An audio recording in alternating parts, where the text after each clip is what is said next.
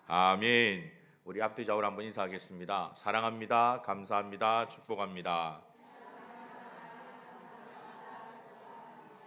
주님의 사랑과 은혜가 우리 가운데 충만히 거할 줄 믿습니다. 우리 함께 기도하고 말씀 나누겠습니다. 사랑해 주님 감사합니다. 귀하고 복된 날 허락하여 주시고 아버지 전에 나와 기도하는 은혜의 자리를 주심을 감사합니다. 이 시간도 주님만을 의지하며 주께 기도하며 나아가오니 주의 놀라운 은혜의 역사가 우리 가운데 가득 임하게 하여 주옵소서. 말씀의 은혜를 나누기를 소망하온데 이 자리의 선자가 너무나도 무익하고 부족합니다. 하나님의 강권적인 은혜가 필요합니다. 주께서 붙들어 주옵시고 주께서 사용하여 주시어서 오직 아버지 말씀만을 대언하는 귀한 자리가 되도록 주님 축복하여 주옵소서. 모든 영광 오직 주께 올려드리며 살아계신 주 예수 그리스도 이름으로 기도하옵나이다. 아멘. 혹시 여러분 증도라는 섬을 가보신 적이 있습니까? 우리나라에서 가장 아름다운 섬 가운데 하나로 알려진 것이 바로 증도라는 섬입니다. 언젠가 가족들과 함께 여름 휴가 때 그 증도라는 섬을 방문한 적이 있는데 태어나서 처음으로 가장 아름다운 노을을 본 곳이 바로 증도입니다. 저는 부산 사람이기 때문에 늘 부산 바닷가에서 떠오르는 해를 종종 보곤 했었습니다. 그러나 부산 바닷가에서 지는 그런 해는 볼 수가 없었죠. 꼭 산에 걸쳐 있는 또는 빌딩 사이로 그렇게 사라지는 저녁 노을을 바라보곤 했었는데 증도라는 그 섬에서는 해변 사이로 사라지는 바닷가 사이로 그렇게 사라지는 마지막 태양의 모습을 볼 수 있었습니다. 처음에는 증도라는 섬에 휴가차 쉬러 갔었기 때문에 가족들과 함께 저녁 노을이나 한번 보러 가자라고 나갔는데 거의 50분 동안 온 가족이 함께 그곳에 있어서 저녁 노을의 그 모습을 지켜봤습니다. 정말 아름다웠습니다. 계속해서 연신 카메라를 찍기도 하고 아이들과 함께 사진에 담기도 하고 그렇게 저녁 노을의 모습을 바라보다가 나중에 마지막으로 저녁 노을이 사라지면서 마치 십자가의 모습처럼 빛나는 그 모습들을 보았는데 정말 그 모습을 보면서 가족들과 함께 기도하면서 은혜를 받았던 그런 기억이 있습니다. 아침에 떠오르는 그런 해의 모습도 참 아름다웠지만 저녁에 지는 그 저녁 노을의 모습들이 너무나도 아름다웠습니다. 근데 같이 그 모습을 구경하러 온 어떤 한 분이 가족들에게 저녁 노을에 대해서 설명하면서 참 재미있는 말씀을 한 것을 들은 적이 있습니다. 아이들에게 가르치는데 이렇게 설명했습니다. 얘들아, 저녁 노을이 왜 그렇게 아름다운지 아느냐라고 물었습니다. 그러자 아이들이 여러 가지 대답을 했습니다. 어떤 아이는 과학 시간에 배웠든지 뭐 태양의 빛이 어떠고 반사가 어떠고 이런 이야기를 하더라고요. 그런데 그렇게 아버지가 아이들에게 정말 가르쳐 주고 싶었던 얘기는 다른 것이 있었습니다. 얘들아, 저녁 노을이 아름다운 이유는 이 태양이 오늘 아침에 떠서 열심히 수고하고 일을 했기 때문에 그래서 마지막 저녁 노을이 아름다운 거다라고 대답을 했습니다. 사실 그 대답을 들었던 아이들의 반응은 시큰둥했지만 옆에서 기동량으로 들었던 저의 마음은 야, 정말 대단한 이야기다. 야, 그렇기 때문에 저녁 노을이 이렇게 아름답구나라고 생각을 했던 적이 있습니다. 사실 증도라는 섬을 방문했던 이유는 또 다른 이유가 있었습니다. 바로 그 증도에 아시는 분은 아시겠지만 문중경 전도사님이라는 그러한 순교지가 그 바로 증도에 있습니다. 아이들과 함께 그 휴가 때는 그 증도에 있는 문중경 그 전도사님의 발자취를 같이 한 번 더 걸어가 보면서 그분이 개척했던 교회들을 같이 한번 돌아보기도 하고 또 그 교회 가운데 한 교회에서 같이 수요 예배를 드리면서 아이들과 함께 말씀을 나누고 기도했던 그런 기억이 있습니다. 비록 저희와 교단은 다르지만 이 문중경 전도사님은 걸어갔던 그 발자취가 정말 놀랍습니다. 그가 예수 그리스도를 믿어 그리스도인이 되고 난 다음부터 그는 신학을 공부하고 여전도사가 되어서 자신의 고향이었던 증도로 다시 돌아와서 복음을 전하기 시작했는데 그렇게 복음을 전해서 세워진 교회가 100개가 넘습니다. 정말 어마어마한 일을 했던 거죠. 기록에 보면 1년에 사용했던 고무신이 약 9컬레였다라고 얘기합니다. 9컬레의 고무신이 다를 정도로 그 증도 지역을 다니면서 또 밟고 다니면서 복음을 전했던 분이 바로 그분입니다. 비록 그곳에서 순교를 당하셨지만 그가 뿌렸던 그 복음의 씨앗들은 자라고 자라서 그 증도 섬에 살고 있는 약 1,700명의 주민 가운데 90%가 넘는 분이 기독교인, 그리스도인이 되었던 섬이 바로 증도입니다. 언젠가 한번 1박 2일이라는 프로에서 그 증도라는 섬이 소개되어진 적이 있는데요. 그때 참여했던 사람들이 깜짝 놀랐던 이유 중에 한 가지가 그 증도라는 섬에는 담배를 팔지 않는다라고 합니다. 왜 담배를 팔지 않느냐? 담배를 피는 사람이 없기 때문에, 그리스도인들이 그렇게 많기 때문에 담배를 피는 사람이 없어서, 필요가 없어서 담배를 팔지 않는 섬. 사실 섬이라는 것은 어촌이고 어부들이 많이 있기 때문에 술, 담배라든지 미신이 더욱더 많은 지역이지 않습니까? 그런데 증도는 그 한 명의 열정적인 그 복음의 사역들로 말미암아 놀랍게 변해버린 귀하고 가장 아름다운 섬이 되었다라는 것입니다. 한 사람의 노력, 한 사람의 땀이 정말 어마어마한 결과를 맺게 되어진 것이죠. 가만히 보면 성경에도 이 문중경 전도사님을 능가하는 복음의 열정을 가진 사람이 있습니다. 바로 그 사람이 오늘 우리가 읽었던 본문을, 이 말씀을 기록했던 바울이라는 사람입니다. 바울은 정말 원래 유대교에 대해서 열심히 특심이었던 자입니다. 자기가 자기 스스로를 소개하면서 나는 유대교의 특심이었다라고 얘기하죠. 그러나 다메섹에서 주 예수 그리스도를 만나고 난 그 다음부터 그는 유대교의 특심인 것이 아니라 하나님께 대하여, 주 예수 그리스도에 대하여 이 복음 전하는 일의 특심이었던 자가 바로 바울입니다. 그는 정말 놀라운 일들을 행했습니다. 오늘은 우리가 이미 과학이 많이 발달되어 있는 그런 시대에 살고 있기 때문에 전 세계가 어떠한 모양으로 있다라는 것을 이미 다 알고 있습니다. 그러나 그 당시에는 지중해 연안 그곳이 바로 전 세계라고 여겨졌던 그러한 때입니다. 즉 바울은 그 전 세계를 품고 하나님의 말씀을 전하기 위해서, 복음을 전하기 위해서 다녔던 자가 바로 바울입니다. 교통도 제대로 되어 있지 않는 바로 그곳에 걸어가면서 때때로는 정말 죽을 수밖에 없는 그러한 매를 여러 번 맞으면서까지 순교의 각오를 가지고 복음을 전했던 자가 바로 바울입니다. 그랬던 바울이 그가 마치 아들과 여겼던 디모데에게 마지막으로 남겼던 성경이 오늘 여러분이 읽으셨던 디모데후서 이 본문의 내용입니다. 7절을 보시면 바울은 이렇게 말합니다. 나는 선한 싸움을 싸우고 나의 달려갈 길을 마치고 믿음을 지켰으니라고 말합니다. 정말 놀랍습니다. 바울이 어떠한 삶을 살았기에 이와 같은 고백을 할 수 있을까요? 나는 선한 싸움을 싸웠다라고 말합니다. 그리고 나의 달려갈 길을 마쳤다. 이제는 다 걸어갔다라고 말합니다. 그리고 그 선한 싸움을 싸우고 나의 달려간 길을 마친 이유로 그는 그때까지 하나님을 향한, 주 예수 그리스도를 향한 믿음을 지켰노라라고 고백하고 있습니다. 정말 놀라운 고백이지 않습니까? 사랑하는 성도 여러분, 저와 여러분들도 이와 같은 고백을 할 줄 아는 자들이 되기를 주님의 이름으로 축복합니다. 언젠가 한번 봉이 김선달이 어느 한 마을을 방문했는데 안타깝게도 그 마을에는 그를 아는 사람이 아무도 없었다라고 합니다. 그런데 봉이 김선달이 그 마을을 방문했을 때에 때마침 한 사람이 마지막 죽음을 맞이하게 되어졌는데, 그래서 그 마을 사람들이 이 사람을 위해서 비석을 세우기를 원했으나 그를 아는 사람이 아무도 없어서 고민하고 있던 차에 그를 아는 사람이 왔다라는 얘기를 듣고 봉이 김선달에게 부탁을 했습니다. 이 사람을 위해서 무덤에 세울 비석에 글을 좀 써주십시오라고 부탁을 했습니다. 이 봉이 김선달은 그분에 대해서, 고인에 대해서 전혀 알지 못했기 때문에 이분이 어떠한 분이었습니까? 어떻게 사셨습니까? 이분에 대해서 기억에 남는 것이 무엇입니까? 라고 마을 주민들에게 물어보았습니다. 그리고 나서 그 비석에 저어준 글이 바로 다죽 다목이었다라고 말합니다. 언젠가 한번 여러분에게도 말씀드린 적이 있는 것 같은데요. 다죽 다목의 뜻은 반대로 읽으면 됩니다. 어떻게 됩니까? 먹다 죽다라는 뜻이 됩니다. 마을 사람들이 한결같이 얘기하기를 다른 얘기는 없고 이분은 정말 잘 드셨다는 겁니다. 잘 먹었다는 겁니다. 그래서 마지막 비석에 적혀진 내용이 다죽다목이었습니다. 여러분, 우리가 하나님을 배우러 갈 때 우리가 남길 수 있는 마지막 말이 무엇이 되어야 되겠습니까? 우리가 이 땅에서 열심을 다해서 살아가고 있습니다. 지난 명절 동안에도 아마 가족들을 위해서 최선을 다하고 섬기고 또한 일을 하셨을 것입니다. 우리가 살아가는 그 하루의 일들을 보면 너무나도 분주하게, 너무나도 바쁘게 살아갑니다. 그렇게 바쁘게 살아가다가 마지막 하나님을 배우는 그때가 될 때에 과연 여러분들이 남기실 말씀은 무엇입니까? 제가 광주에 있을 때에 어떠한 집사님의 부탁으로 부친께서 이제 마지막 때가 얼마 남지 않아서 임종 예배를 드려달라라고 부탁을 받아서 간 적이 있습니다. 그런데 정말 기억에 두고두고 남을 만한 임종 예배를 드렸습니다.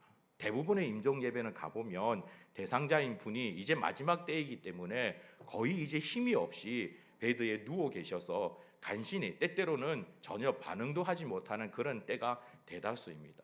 그런데 그분은 앉아 계셨습니다. 깜짝 놀랐습니다. 분명히 임종 예배라고 부탁을 받고 왔는데 제가 보기에는 아직까지도 너무 건강해 보였습니다. 너무 표정이 밝았습니다. 그런데 그렇게 임종 예배를 드리고 난 그 다음 날 그분은 소천하셨습니다. 병이 너무나도 위중하셨던 거죠. 그런데 그렇게 위중한 순간에서도 그분은 늘 얼굴 표정에 기쁨이 있었습니다. 설레임이 있었습니다. 오히려 저에게 먼 길을 와줘서 고맙다라고 얘기를 했습니다. 남아있는 가족들에게 어떻게 신앙생활을 해야 되는지에 대한 부분들을 당부했습니다. 그렇게 말하면서 이분이 계속해서 반복적으로 얘기한 말씀이 있는데 너무 설렌다라는 겁니다. 이제 내가 곧 천국에 가게 되었으니, 이제 내가 곧 천국에 가게 되었으니 너무 기쁘다라는 겁니다. 너무 설렌다라는 것입니다. 정말 깜짝 놀랐습니다. 저는 그분을 그 이전에는 뵌 적이 없었습니다. 그 여집사님만, 따님만 저희 교회에 출석하고 있었기 때문에 그 따님만 알고 있었지 부친에 대해서는 전혀 알지를 못했습니다. 마지막 임종 예배 때 그 모습이 제가 처음 뵙고 또한 마지막으로 뵌 그런 모습이었는데, 두고두고 그분이 침대 베드에 앉으셔서 함께 예배를 드리면서 연신 아멘 아멘 찬양하며 기뻐하며 즐거워하셨던 그 모습이 잊혀지지가 않습니다. 여러분, 이것이 성도의 모습이 되어야 하지 않겠습니까? 천국에 가는 그 모습이 너무나도 설레고 너무나도 사모하는 그런 모습이 되어야 하지 않겠습니까? 그러기 위해선 우리가 이 땅에서 가져야 될 열심이 있습니다. 바로 주를 향한 열심입니다. 오늘 우리가 읽었던 이 본문에 이 말씀을 적을 때에 바울은 로마 감옥에 갇혀 있는 때입니다. 바울이 3차 전도 여행을 하고 난 다음에 그가 로마로 갔다가 이 감옥에 갇히게 되어집니다. 그러나 그때 바울이 감옥에 갇혔을 때는 흔히 우리가 생각하는 그런 감옥이 아니라 오늘로 친다면 가택연금과 같은 그런 수준이었습니다. 그래서 그는 친구들을 만날 수도 있었고 지인들을 만날 수도 있었고 또 자기 집을 지키는 로마 병정들에게 복음을 전할 수도 있었고 또 많은 성경을 쓸 수도 있었습니다.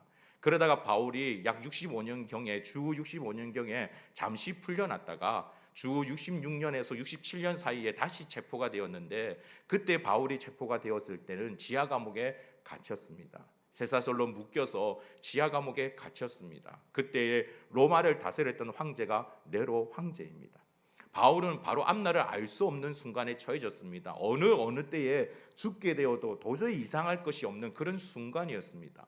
근데 바로 그 순간에 바울이 남겼던 성경이 디모데 후서입니다. 바울이야말로 자기의 마지막 때가 다가왔다는 것을 깊이 자각하게 되어진 것이죠. 그래서 그가 어쩌면 남겼던 마지막 말씀, 유언과도 같은 것이 바로 디모데 후서입니다.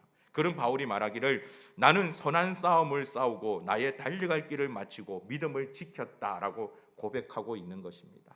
사랑하는 성도 여러분, 우리도 이런 고백을 남길 수 있는 성도가 되기를 주님의 이름으로 축복합니다. 한사람 공동체와 미랄 공동체의 공통점이 한 가지가 있습니다. 그것은 두 교회가 다 개척교회로 시작을 했다라는 것입니다. 사실 저는 한사람 공동체에 대해서 그 역사를 많이 알지는 못하지만 충분히 짐작할 수 있는 것은 개척교회로서 어렵고 힘든 일들이 정말 많이 있었을 것입니다. 그런 모든 어려움들을 능히 이겨낼 수 있었던 것은 우리 가운데 열심이 있었기 때문일 겁니다. 특심이 있었기 때문일 겁니다. 정말 하나님 앞에 나와서 부르짖고 하나님만을 사모하며 주님 앞에 나아갔던 그런 열심으로 말미암아 하나님께서 우리에게 놀라운 은혜를 부어주셨고 오늘 이 자리까지 오게 하셨습니다. 그런데 여러분, 그 열심을 지금도 가지고 계십니까? 주를 향하여 가졌던 그 열심을 지금도 가지고 계십니까? 제가 학부 때에 처음에 신학생으로서 이 고신대학교 신학과를 입학했을 때에 선배들로부터 참 많이 들었던 얘기 가운데 한 가지가 이겁니다. 학부 1학년이 되면 마치 목사와 같고 2학년이 되면 강도사와 같고 3학년이 되면 전도사와 같고 4학년이 되면 사찰 집사님과 같다. 왜 그럴까요? 처음에 와서 복음의 열정이 있고 구원의 열정이 있고 하나님께서 나를 부르셨구나 라는 그런 뜨거움 때문에 전도사 1학년, 학부 1학년 사실은 성경에 대해서 신학에 대해서 많이 알지 못하는 바로 그때에는 마치 목사와 같이 열정이 있었는데 점점 희한하게 그 열정이 사그러들더라는 겁니다. 신학생들만 그럴까요? 언젠가 한 교회에서 권사님께서 새로 등록한 새 가족을 보면서 지나가시는 말씀으로 혼자 하시는 말씀으로 이런 말씀하시는 것을 들은 적이 있습니다. 나도 저럴 때가 있었는데 그 세 가족은 교회에 등록해서 예배 드릴 때마다 기쁨이 있었습니다. 새벽마다 나와서 제단을 쌓았습니다. 모든 공예배 때에 빠짐이 없었습니다. 아니 빠짐이 없는 정도가 아니라 30분 1시간 일찍 와서 기도하며 준비했던 그런 열정이 있었습니다. 근데 그 모습을 보고 그 교회 권사님이 나도 저런 때가 있었는데 라고 말씀하는 것을 들은 적이 있습니다. 그 말씀의 의미가 무엇입니까? 예전에 난 저런 열심히 있었는데 지금은 그런 열심이 없어졌다라는 거죠. 사랑하는 성도 여러분, 이러한 열심이 우리 가운데 회복되어지기를 주님의 이름으로 축복합니다. 하나님을 향한 열심이 회복되어지기를 바랍니다. 주 예수 그리스도를 향한 열심이 회복되어지기를 바랍니다. 우리 담임 목사님께서 강단에서 자주 언급하시는 것처럼 개척 정신이 우리 가운데 있어야만 합니다. 하나님만 있으면 됩니다. 하나님밖에 없습니다. 저는 하나님만을 바라보며 나아가기를 원합니다. 그 마음이, 그 고백이 우리 가운데 넘쳐나기를 주님의 이름으로 축복합니다. 하나님은 변함이 없습니다. 여러분이 믿고 계시는 그 주 예수 그리스도는 이전이나 지금이나 이후나 변함이 없습니다. 문제가 있다면 우리가 변한다라는 것이 문제죠. 주를 향한 그 열심이 다시금 솟아날 수 있기를 주의 이름으로 축복합니다. 하나님 앞에 엎드려 기도할 때 그 열정을 달라고 기도할 수 있기를 소망합니다.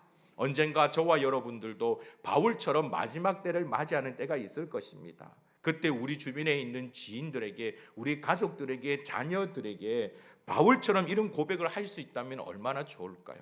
나는 선한 싸움을 싸우고 나의 달려갈 길을 마치고 믿음을 지켰으니 너도 그렇게 살아라라고 얘기할 수 있다면 얼마나 좋겠습니까?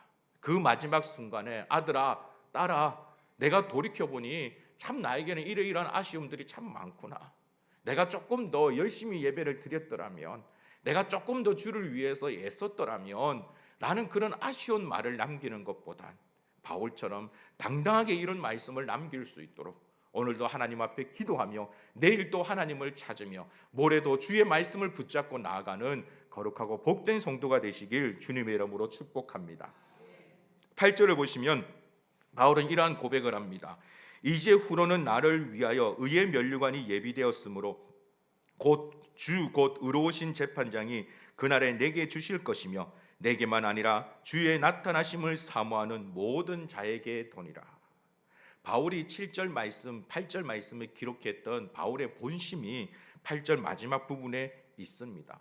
오늘 이 디모데후서의 첫 번째 독자는 바울이 자신의 아들과도 여겼던 디모데입니다. 그 아들이었던 디모데에게 바울이 당부하는 말씀이 바로 이것입니다. 디모데야, 세상의 여러 가지 많은 영광을 사모하지 마라. 세상에서 즐거움을 맛보려고 하지를 마라. 우리는 하나님의 사람이니 하나님께서 우리에게 베풀어 줄 면류관을 사모해라 라고 말하고 있는 것이죠. 8절에 이제 후로는 나를 위하여 의의 면류관이 예비되었다라고 말합니다. 이 말씀은 디모데야, 너도 이 면류관을 사모하기를 원한다라는 바울의 뜻이 담겨져 있는 것입니다. 내가 이렇게 믿음의 선한 싸움을 싸우고 나아갔듯이 너도 그렇게 선한 싸움을 싸우고 나아가면 나처럼 이 놀라운 면류관을 받게 될 것이다 라고 말합니다. 이 면류관은 주 곧 의로우신 재판장이 그날에 내게 주실 것이며 라고 말합니다. 이 면류관만 해도 너무나 놀라운데 그 면류관을 나에게 씌워 주실 분이 바로 여호와 하나님이라고 바울이 말하고 있는 것입니다. 얼마나 영광스러운 순간입니까? 얼마나 놀라운 일입니까? 이 일들을 바울이 자랑하고 있습니다. 왜 자랑하고 있을까요? 디모데야, 너도 이것을 사모하며 나아가라. 너도 나처럼 이렇게 되기를 원하노라 라고 말하고 있는 것입니다. 그래서 더 직접적으로 말하고 있는 것이 마지막 부분에 주의 나타나심을 사모하는 모든 자에게 돈이다 라고 말하고 있습니다. 여러분, 우리가 하나님 앞에 먼저 열심을 가지고 이 놀라운 믿음을 지키기를 소망하며 그 모습을 바라보고 자라는 우리의 자녀들도 동일하게 이러한 영광을 누릴 수 있기를 주님의 이름으로 축복합니다. 이것이 우리 미랄교회에 있는 놀라운 축복이 되기를 소망합니다. 증도에 갔을 때에 수요 예배를 아이들과 함께 자녀들과 함께 드린 적이 있습니다. 사실 지금도 돌이켜보면 그 예배의 시간이 너무나도 재밌었습니다. 제 기억으로는 9분의 어르신이 예배에 참석했습니다. 저희가 그때 증도에 머물 때에 저희들이 숙박으로 삼았던 민박집 주인께서 그 교회 장로님이셨습니다. 처음에는 몰랐습니다. 수예배를 드리러 갔을 때에 알게 되어졌습니다. 한 분이 나오셔서 찬양 인도를 하는데 제가 보기에는 좋기 80은 넘어 보이시는 그런 어르신이 앞에서 마이크를 붙잡고 찬양을 했습니다.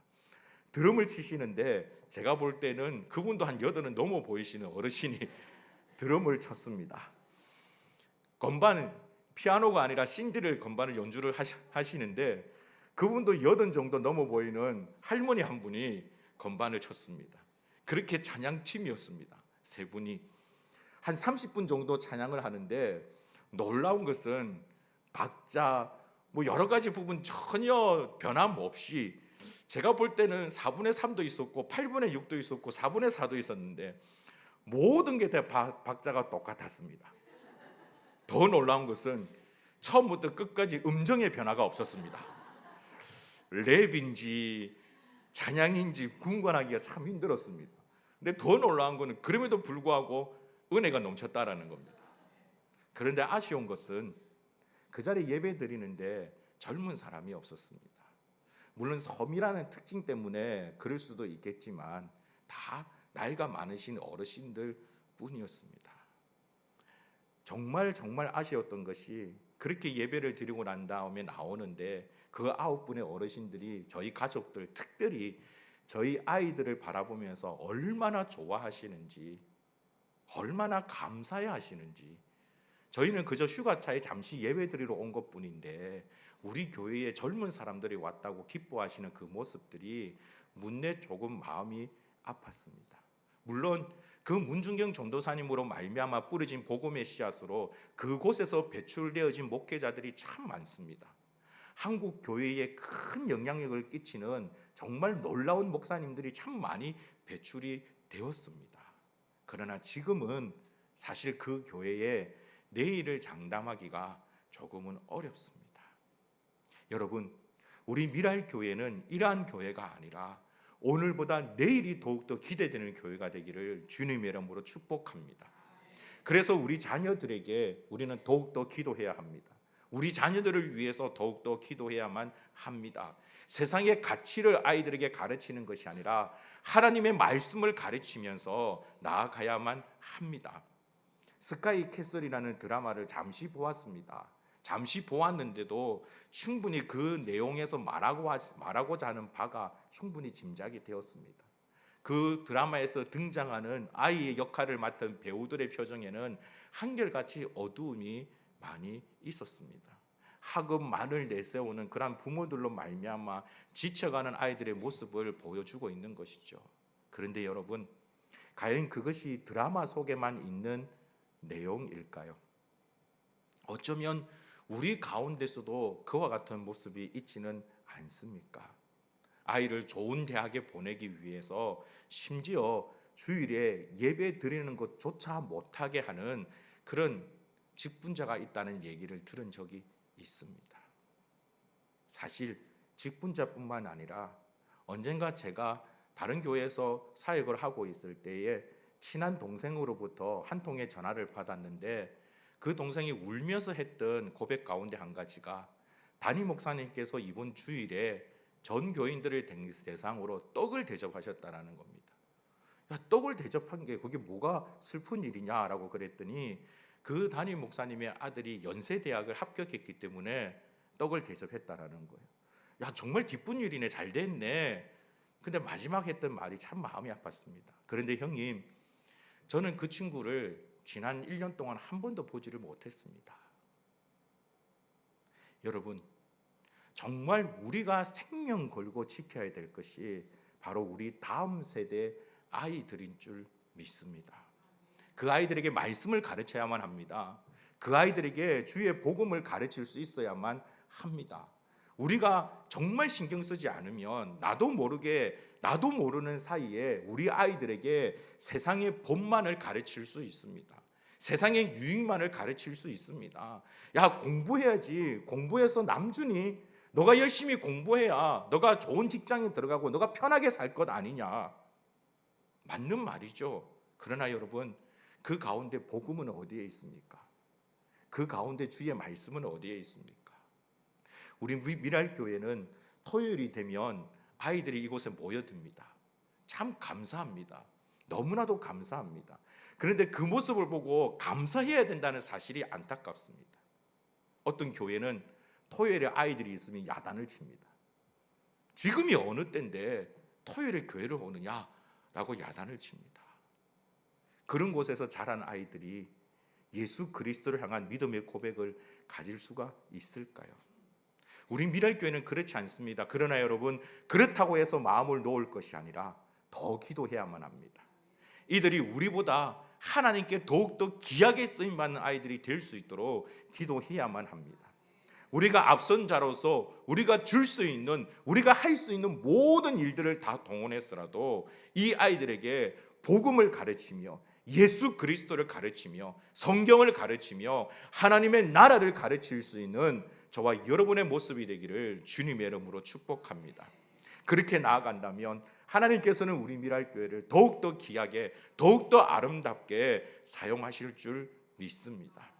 우리 미랄교회는 어르신들도 있고 젊은이들도 있고 어린아이들도 있습니다. 그래서 귀하고 복되고 아름다운 교회입니다. 이 아름다움이 계속해서 이어질 수 있도록 사랑하는 성도 여러분, 우리 아이들을 위해서 기도해 주십시오. 우리 아이들을 위해서 힘을 모아 주십시오. 그러기 위해서 정말 여러분들에게 당부드립니다. 다음 주 월화 대학부 수련회가 있습니다. 우리 아이들입니다.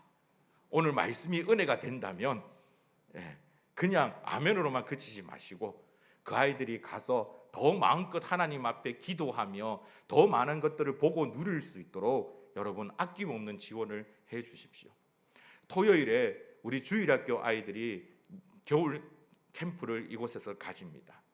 여러 사정들이 있어서 이번에는 하루만 합니다. 그러나 그 하루가 정말 우리 아이들에게 놀라운 은혜의 시간이 되어질 수 있도록 여러분 마음껏 기도해 주시고 또한 마음껏 지원해 주십시오. 그러한 일들이 어떻게 보면 마치 밑 빠진 독에 물 붓는 것 같으나 그러나 그렇게 물을 부어 나갈 때 콩나물이 자라지 않습니까? 다 물이 새어 나가는 것 같지만 그럼에도 불구하고 그 물로 말미암아 콩나물들이 쑥쑥 자라나가듯이 우리가 하는 그 기도로 말미암아 우리가 하는 그 지원해 주는 그 일들로 말미암아 우리 아이들이 믿음 가운데서 더욱더 크게 자라게 될 줄 믿습니다. 세계를 품는 교회가 되어질 줄 믿습니다. 그런 은혜가 저와 여러분 가운데 있기를 주님의 이름으로 축복합니다. 주님의 기쁨이 되시는 귀하고 복된 성도 여러분, 바울이 말하고 있는 것처럼 믿음의 선한 싸움을 지키기 위해서 열심을 가지십시오. 나의 삶의 터전에서 열심을 가지십시오. 여러분들이 먼저 하나님의 말씀을 붙잡고 살아가는 그 모습들을 우리의 자녀들에게 보여주십시오. 그리고 우리의 자녀들도 그 은혜를 누리며 오늘보다 내일이 더욱더 아름다운 교회, 내일보다 모레가 더욱더 풍성한 교회에 세워나가는 하나님의 놀라운 은혜가 우리 가운데 있도록 오늘도 이 밤에 하나님 앞에 마음껏 기도하며 나아가는 귀하고 복된 성도가 되시길 주님의 이름으로 축복합니다. 우리 하나님 앞에 이 찬양으로 함께 고백하겠습니다.